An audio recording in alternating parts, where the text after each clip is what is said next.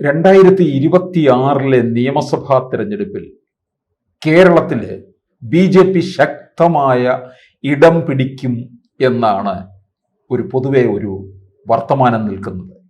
ഇതിന് എത്രത്തോളം സാധ്യതയുണ്ട്?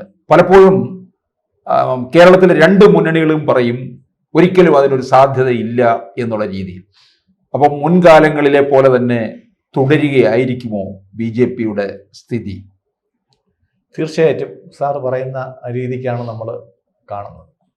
കാര്യം 1982 തൊട്ടുള്ള BJPയുടെ ഇലക്ഷനിലെ ഓരോ ഫലവും നമ്മൾ വളരെ വിശദമായിട്ട് വിശകലനം ചെയ്തിട്ടുള്ള ഒരു വ്യക്തി എന്നുള്ള നിലയ്ക്ക്, ഏറ്റവും അടുത്ത് നിന്ന് പ്രവർത്തിച്ചിരുന്ന ആളെന്ന നിലയ്ക്ക് പലരും ചോദിക്കാറുണ്ട്, BJP കേരളത്തിൽ ജയിക്കണമെങ്കിൽ എന്ത് ചെയ്യണമെന്ന്. ഞാൻ പറയുന്ന മറുപടി, അത് അവർ വിചാരിച്ചാലേ ജയിക്കാൻ പറ്റുള്ളൂ.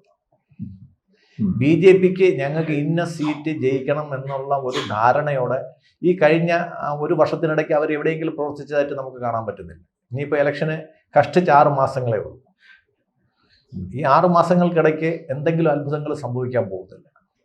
ഇവിടെ നമ്മൾ BJP എങ്ങനെ അധികാരത്തിൽ വരുന്നു, അല്ലെങ്കിൽ BJPയുടെ രീതി എങ്ങനെയാണെന്ന് നമ്മൾ മനസ്സിലാക്കുകയാണെങ്കിൽ, വെറുതെ ഒന്ന് പോവുകയാണെങ്കിൽ നമ്മൾ സ്മൃതി ഇറാനിയുടെ ഭാഗത്തേക്ക് പോവുക. BJPക്ക് ഒരിക്കലും പ്രതീക്ഷയില്ലാതിരുന്ന ഒരു മണ്ഡലത്തിൽ പ്രവർത്തിച്ച്, അവിടുന്ന് തോറ്റതിന് ശേഷം അവിടെ പ്രവർത്തിച്ച്, അവിടുത്തെ ആൾക്കാരുടെ ഇടയിൽ പ്രവർത്തിച്ച്, അവരുമായിട്ട് ഇടപഴകി, അവരുടെ പ്രശ്നങ്ങൾ മനസ്സിലാക്കി, ഓരോ പ്രശ്നങ്ങളിൽ ഇടപെട്ടിട്ട് വളരെ കഠിനമായ പരിശ്രമത്തിലൂടെയാണ് ആ സ്ത്രീ MP-യും മന്ത്രിയൊക്കെ ആയത്. അത് ആ സംഘത്തിൻ്റെതായ ഒരു രീതിയും അവരുടെ വർക്കും ഡയറക്ഷനുമാണ്. അങ്ങനെ ഒരു നേതാവ് കേരളത്തിൽ കഴിഞ്ഞ 10-40 വർഷത്തിനിടയ്ക്ക് വർക്ക് ചെയ്തതായിട്ട് നമുക്കറിയത്തില്ല. ആകെ എനിക്കൊരു മണ്ഡലം വേണം, നമ്മളൊക്കെ ഒരുപാട് ട്രോളായിട്ട് കളിയാക്കി, ഈ തൃശ്ശൂർ എനിക്ക് വേണം, ഞാനിങ്ങ് എടുക്കുമെന്നൊക്കെ പറഞ്ഞ് കളിയാക്കിയവരൊക്കെ പിന്നീട് ഗംഭീരായതാണ് നമ്മൾ കണ്ടത്. കാര്യം അത്രയ്ക്കുള്ള ഒരു പൊളിറ്റിക്കൽ വില്ല് നമുക്കുണ്ടെങ്കിൽ മാത്രമേ ആ ഒരു രീതിയിൽ പ്രവർത്തിക്കാൻ സാധിക്കൂ. അപ്പൊ അത് സുരേഷ് ഗോപിയുടെ ഒരു കഴിവ് മാത്രമായിരുന്നല്ലേ അവിടെ? ഞാൻ കഴിവെന്ന് പറയുന്നില്ല, അതൊരു പൊളിറ്റിക്കൽ വില്ലാണ്. വേണമെന്ന്, നമുക്കൊരു കാര്യം വേണമെന്ന് നമ്മൾ അത്തിയായിട്ട് ആഗ്രഹിച്ചാൽ മാത്രമേ നമുക്ക് കിട്ടത്തുള്ളൂ. കാര്യം നമ്മളെ കൂടെ നിൽക്കുന്നവരും മത്സരിക്കുന്നവരും പലപ്പോഴും ഒളിഞ്ഞും തെളിഞ്ഞും സൗഹൃദത്തിൽ പോകുന്നവരാണ്. അപ്പോൾ ഇപ്പോൾ അതിൻ്റെ ഒരു രീതി മനസ്സിലാക്കണമെങ്കിൽ ഈ സ്മൃതി ഇറാനിയുടെ രീതിയിൽ തന്നെ മണ്ഡലങ്ങളിൽ ജനങ്ങളുടെ ഇടയിൽ വളരെ ബുദ്ധിമുട്ടി പ്രവർത്തിക്കുന്ന ഒരു വനിതയാണ് നമ്മുടെ ശോഭാ സുരേന്ദ്രൻ. അപ്പോൾ ശോഭാ സുരേന്ദ്രനെ ഒരിക്കലും 2 മണ്ഡലങ്ങളിൽ ഒരുമിച്ച് മത്സരിക്കാൻ കേരളത്തിലെ BJP ഒരിക്കലും അനുവദിച്ചിട്ടില്ല. അവരെപ്പോഴും എവിടെ ചെല്ലുമ്പോഴത്തേക്കും വോട്ട് ഡബിൾ ആക്കുമെന്നുള്ളത് കവിഞ്ഞിട്ട് അവരെ ജയത്തിലോട്ട് അടുപ്പിക്കുക എന്നുള്ളതിനകത്ത് ഒരുപാട് മണ്ഡലം ഇളക്കി മറിക്കും. അതൊക്കെ അതിനുള്ള കഴിവുണ്ട്. അത് കഴിഞ്ഞിട്ട് അടുത്ത തവണ അവരെ അവിടെ കാലുകുത്തിക്കത്തില്ല. പാലക്കാട് നിന്ന് കഴിഞ്ഞാൽ പിന്നെ അടുത്ത് നേരെ ആലപ്പുഴ കൊണ്ട് നിർത്തും, പിന്നെ അടുത്ത ആറ്റിങ്ങൽ നിർത്തിയിട്ട് വീണ്ടും കാസർഗോഡ് നിന്ന് നിർത്തും. അപ്പം അവർക്ക് അങ്ങനെ പൊളിറ്റിക്കൽ വില്ലുള്ളവരെ നിരുത്സാഹപ്പെടുത്തുക എന്നുള്ള ഒരു കാര്യം കൂടെ നടന്നിട്ടുണ്ടാവണം എന്ന് വേണം നമുക്ക് അവരുടെ ആ ഒറ്റ ആളുടെ ഓട്ടത്തിൽ നിന്ന് നമുക്ക് മനസ്സിലാക്കാൻ. എന്തുകൊണ്ട് ശോഭാ സുരേന്ദ്രനെ പോലുള്ള ഒരാൾക്ക്, ഒരു വ്യക്തിക്ക് ഒരു മണ്ഡലത്തിൽ കോൺസെൻട്രേറ്റ് ചെയ്ത് വെച്ച് നിങ്ങൾ ഇവിടെ ജയിച്ച് വരണം എന്ന് പാർട്ടി നേതൃത്വം കർശനമായിട്ട് നിഷ്കർഷിക്കുകയാണെങ്കിൽ അവർ അവിടെ മാത്രം മത്സരിക്കും, അവിടുത്തെ പ്രശ്നങ്ങൾ ഇടപെടുമായിരുന്നു, അവർക്ക് തീർച്ചയായിട്ടും ഒരു വിജയം സാധിക്കുമായിരുന്നു. അപ്പോൾ വേറൊരു ഉദാഹരണം നമ്മൾ നോക്കുകയാണെങ്കിൽ, കേരള പാർട്ടിയുടെ BJP എന്ന് പറയുന്ന പാർട്ടിയുടെ സ്ഥാനാർത്ഥി നിർണയത്തിൻ്റെ ചില രീതികൾ നമ്മൾ മനസ്സിലാക്കുക. ശ്രീ K. മുരളീധരൻ പാർലമെന്റിലേക്ക് ജയിക്കുകയും ഉപതെരഞ്ഞെടുപ്പ് വരികയും ചെയ്തു വട്ടിയൂർക്കാവ് മണ്ഡലത്തിൽ. അന്ന് ഈ നോമിനേഷൻ കൊടുക്കുന്നതിൻ്റെ അന്ന് വൈകുന്നേരം 4:30 മണിക്കാണ് BJP സ്ഥാനാർത്ഥിയെ പ്രഖ്യാപിച്ചത്. ഒരു MP രാജിവെച്ച് 6 മാസം കഴിഞ്ഞതിന് ശേഷം അവർക്കൊരു സ്ഥാനാർത്ഥിയെ നിർണ്ണയിക്കാൻ പറ്റാത്ത രീതിയിലുള്ള എന്ത് തിരക്കാണ് ഇവർക്കൊക്കെ ഉണ്ടായിരുന്നത്.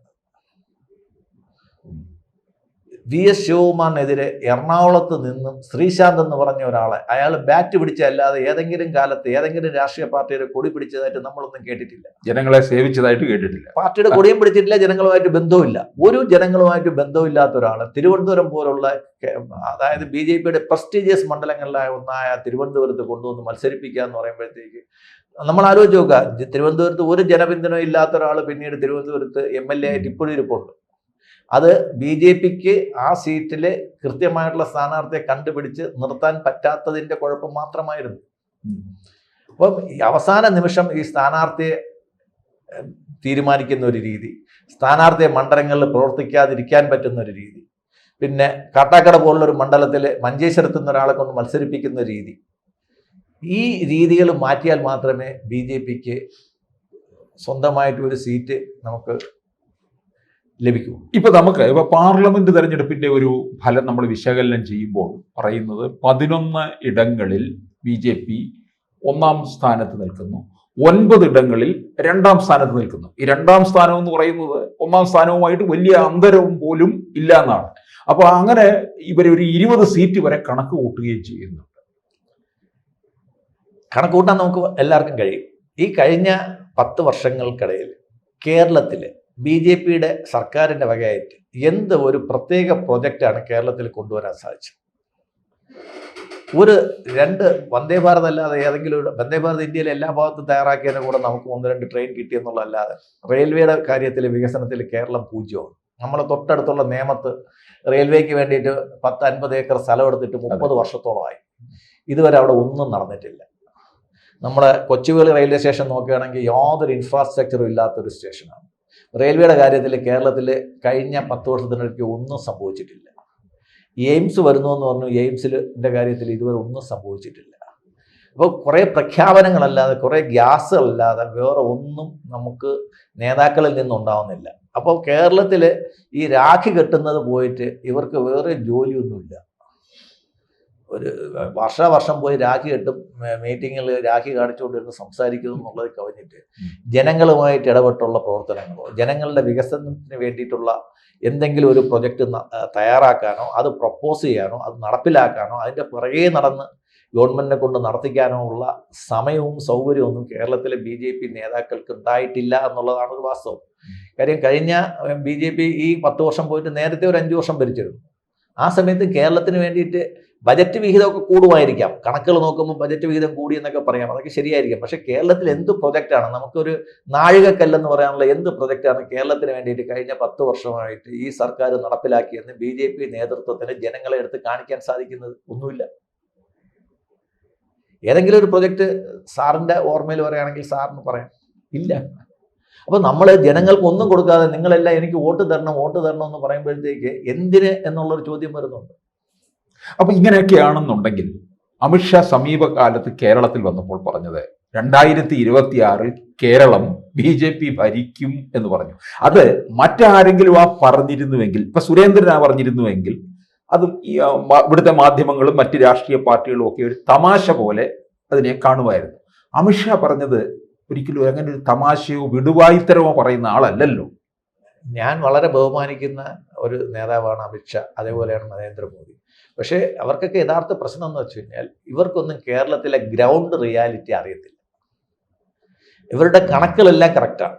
കേരളത്തിൽ 27% ഈഴവ സമുദായത്തിൽ നിന്ന് BDJS എന്ന് പറഞ്ഞ പാർട്ടി നമ്മുടെ മുന്നണിയിലുണ്ട്, നായർ സമുദായം ഇപ്പുറത്തുണ്ട്, SC STക്ക് വേണ്ടിയിട്ട് ഇത്ര ഉണ്ട്, ഇതൊക്കെ ശരിയാണ്. പക്ഷേ ഇതൊന്നും വോട്ടായിട്ട് ടേൺ ചെയ്യുന്നില്ല.